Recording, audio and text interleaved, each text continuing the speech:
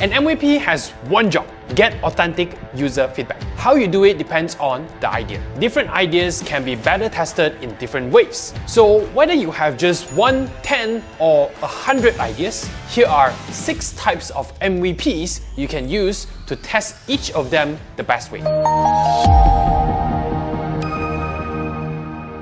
By the way, you also have a job: like and subscribe. Now, how will learning 6 types of MVPs make you a better founder? You may have heard of the saying, there are many ways to skin a cat. As someone who has skinned many cats in his free time, this is true. Depending on the cat, different methods work better. Same thing with validating an app or SaaS idea, depending on the problem, the audience, and available resources. A certain type of MVP could be better suited to validate your idea. I've spoken about landing page MVPs before, and they'll make this list. But in theory, there are lots of different types. But I don't want just theory. I want something field tested and proven. That's right. These validation methods are validated. Each type of MVP will include a real example of a startup that successfully used it to obtain proof of concept. 6 MVPs, 6 success stories. Let's start.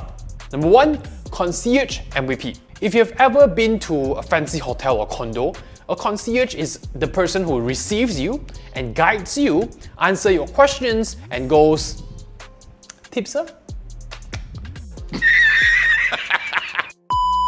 In the Concierge MVP, you simulate the user experience of your product, but some or all core functions are carried out manually. If I could rename this, it wouldn't be a Concierge MVP. It would be Donkey MVP, and you're the donkey. What would you want to do this? Lower cost and shorter time to market. You don't have to actively hide this from a user. It's fine if they know, but the experience should be as good as if it was automated. No compromises. In-app payment is a common one with the founders I work with. Automation developing and testing takes time and money. Third-party integrations like Stripe takes time and money. Putting your bank account details and a phone number takes 0 time and money. This doesn't affect the user experience. They can still buy stuff. And now for the real-life startup example. Doordash is the largest food delivery company in the US with a 2024 market cap of over $40 billion by some estimates. If you're from the US, you know them. And if you're not, think of them as a GrabFood, Uber Eats, or Deliveroo of the States. Today, food delivery apps with a selection of smaller restaurants are taken for granted. But when DoorDash was founded in 2013, it was still a foreign concept. There's a great article on how the founders of DoorDash, Stanley, Tony, Andy, and Evan, got DoorDash off the ground. I'll link to it in the description. But among the things they did was to test the market by playing concierge. They physically took actual orders from customers, placed the takeout order from the restaurant, picked it up, and hand-delivered it to the customer. In addition to validating the idea of food delivery from smaller restaurants, they also learned the best spots to park when picking up an order, what happens when a restaurant forgets an order, how to deliver to large apartments, how to deal with customers when an order is late. That's right, they were doing debugging before development even started. Number 2, Wizard of Oz MVP. Who the hell came up with these names?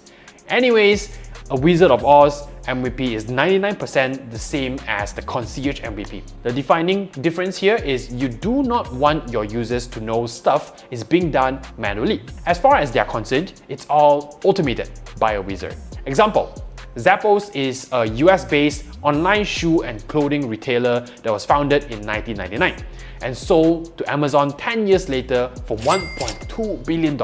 It was all started by a software developer called Nick Swinburne, I hope I pronounced that correctly, who wanted to find out if people would be willing to buy sneakers online. To test his idea, he built a simple website, went around to local stores, took pictures, and posted them on his website. When someone bought a pair of shoes, he would go to the store, buy them, and send them to the customer. He got his proof of concept all on a shoestring budget. He bootstrapped his way to success. It was a step in the right direction. If any of you want to test an e-commerce idea, you have to go toe-to-toe with him. I don't have any more shoe jokes. Let's go to the next one. Number 3, landing page MVP. This is a pretty common knowledge by now, but it's an important one to know. And in case you've never heard of it, I'll cover it briefly. An MVP, to quote the granddaddy of lean startup Eric Ries, is that version of a new product that allows a team to collect the maximum amount of validated learning about customers with the least effort. A landing page takes effort, but not much compared to creating a working prototype, and nothing compared to driving around delivering shoes and food. If you can demonstrate the value of your product clearly through a landing page and you pre-sell it to enough visitors, you have just validated the demand for your solution for very little effort, relatively speaking. As the ancient Chinese proverb goes, be like electricity, take the path of least resistance. If you've ever been to a SaaS subreddit, you'll see tons and tons of threads asking Redditors to roast a founder's landing page. Example, it's tempting to use the most famous example, Buffer, which I've used a few times, and that's the path of least resistance. So Buffer it is, cause it works. The story, no, that's not right. The legend of Buffer's landing page MVP is well documented in an article written by Buffer's CEO himself, Joel. In it, he talks about how he suddenly had an idea for an app that could schedule tweets. Just like with Doordash, you may think, what? That's an idea? Yeah, at one point it was. Well, anyways, Joel and his team made the most basic looking landing page. But basic as it is, it clearly described its value proposition. Then it had that email collection at the bottom. If you're interested, give us your email and we'll let you know. Then comes the next key part, the pre-sale. Joel and his team added a pricing widget. And he found that people were still giving up their email, which says they were okay with the pricing. Fast forward a bit and they just killed it in 2023 with nearly $20 million in revenue. I've seen PowerPoint presentations in high school that look better than Buffer's landing page. It's a great example of how three friends called great idea, sensible price, and clear communication teamed up and founded a successful business. Number 4, email campaign MVP. I just noticed we started with real bullshit name like the Wizard of Oz, and now it's super literal. An email campaign or just single email MVP is where you have a mailing list and you send them emails to measure interest in your idea. Think of it as landing page by email. Obviously for this, you need a mailing list, and a good mailing list is precious. So be careful with how you do this. Maybe don't go full Andrew Tate, what color is your Bugatti? On them right way. Well, what color is your Bugatti? Me personally, send me an email that hard sells something, but be honest about it. If it's not for me, I'll be like, nah, it's not for me. But if you go all marketing guru and it reeks of FOMO, even if it is for me, I'll unsubscribe. I want to be seduced, but not manipulated. Example, Groupon. I feel they are one of those names everyone's heard of, but don't know what they actually do. Groupon's whole thing is selling coupons. They leverage customer data and networks with merchants to offer targeted discounts that they know people want. All kinds of coupons ranging from, I'm too lazy, they have a lot of coupons. In the story of how it started, archived in a transcribed interview linked below, Groupon founder and CEO Andrew Mason shared that it all started with a newsletter that consisted of people from his existing business, The Point, just 500 of them.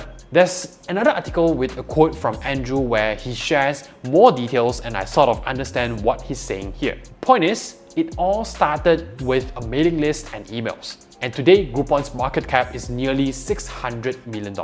Number 5, PeaceMeal MVP. The word piecemeal means something that's done in a series of steps instead of all at once. So for example, if a business is developed piecemeal, it means different parts of it were developed independently, and then at one point, they all get combined. That's your word of the day. A piecemeal MVP means the core functions of your MVP, which I guess is your MVP. It's put together using different tools that already exist. They were developed independently and then they all get combined. Maybe we should call this the Zapier MVP? And if it's a shit product, we'll call it the OpenAI MVP. Because that's what everyone does nowadays, right? Just shove OpenAI into your tech stack and you call your MVP AI powered. If you can do this cost effectively, it means you don't need to do manual concierge stuff, but you don't have to do any development of your own. I might put no-code MVPs under this as well, since you're building apps with pre-made blocks of code and pre-made templates. I'm a big fan of this one.